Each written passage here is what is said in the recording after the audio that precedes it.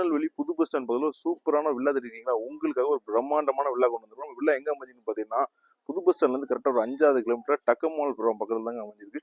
ஒரு சூப்பரான premium வில்லாங்க, duplex villa 3.5 சென்ட்ல சூப்பராக கொண்டு வந்திருக்கோம். 2000 ஸ்கொயர் ஃபீட்ல கொண்டு வந்திருக்கோம். ட்ரிபிள் பெட்ரூமுங்க. வாங்க உள்ள போய் பார்க்கலாம்.